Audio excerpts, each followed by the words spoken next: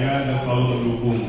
Beliau punya karisma, tentu saja bukan hanya dalam bidang olahraga, tapi juga musik, serta dalam bimbingan rohani, dalam dunia spiritualitas. Banyak frater datang, suster-suster untuk minta bimbingan, minta konsultasi, curhat dan sebagainya. Dan beliau juga punya inisiatif untuk menyelenggarakan program kolokium salutis gitu ya, jadi membuka pastoran untuk konsultasi, sesuatu yang kami juga rasanya tidak usah mengadakan, juga umat sudah datang sendiri, tapi Pastor Alo dengan inisiatifnya sengaja mengadakan itu supaya umat bisa lebih leluasa datang dan ngobrol-ngobrol. Juga dia mengadakan kunjungan kepada wilayahnya, itu juga sesuatu yang kami usahakan, tetapi selalu terkendala dengan berbagai macam hal.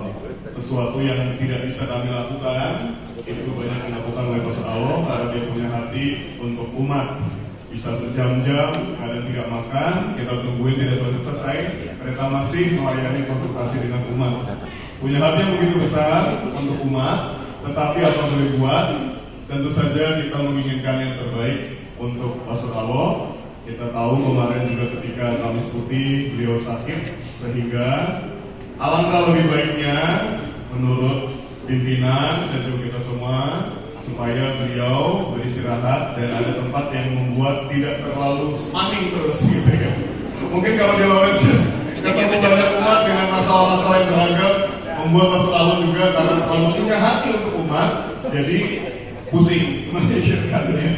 Jadi ada suatu tempat yang lebih diharapkan bisa membuat beliau tenang, bisa membuat semakin sehat, yaitu di tempat yang jauh dari keramaian kota. Ratista sudah pernah di sana, dan kebetulan memang Ordo melihat Pastor Alo punya bakat dalam mendampingi retret. Kesan pertama waktu saya tiba di sini, bukan hanya kesan tapi pengalaman saya selama 1 bulan itu saya pelajari dinamika. Kebanyakan itu olah rasio, rapat, tapi juga olah rohani. Entah di gereja, entah di sini, entah di ruangan manapun. Terus saya pikir, ini ada satu hal yang perlu dilaksanakan, yaitu olahraga. Maka kami mulai, walaupun COVID, kami mulai saya minta kepada DPP tolong buatkan lapangan voli. Sesudah itu dengan Pak kami cari lapangan bulu tangkis. Nah, untuk pingpong sudah ada di sini, jadi luar biasa. Lalu kami fasilitasi OMK untuk renang di kolam renang abadi. Bahkan tenis lapak tidak bertahan hanya 3 bulan. Oke, itu yang pertama yang saya mau lakukan. Yang kedua, saya belajar tentang komunitas kami Ordo Salib Suci di sini. Dan saya minta supaya kita laksanakan, masih ingat Pastor, KDRI. Komunikasi. KDRI supaya menantang KDRT yang terjadi di dalam keluarga, tapi juga kadang-kadang dalam komunitas. Maka saya minta supaya kami laksanakan komunikasi, dialog, relasi dan interaksi terus semakin akrab dan bertumbuh berkembang. Bukan hanya itu, SKS, salam kompak selalu. Papan tulis whiteboard biasanya kita tulis itu kalau keluar. Dan saya ingat Pastor Bobat ini memang orang yang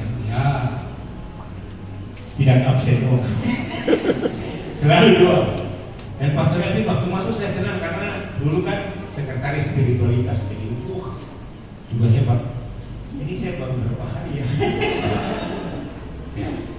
Kemudian hal yang ketiga yang saya mengungkapkan bahwa selama saya berada di sini 6-7 tahun, saya merasa dikasih, dicintai, didukung oleh semua umat, mulai dari anak-anak sampai dengan orang dewasa. Tepuk tangan dulu.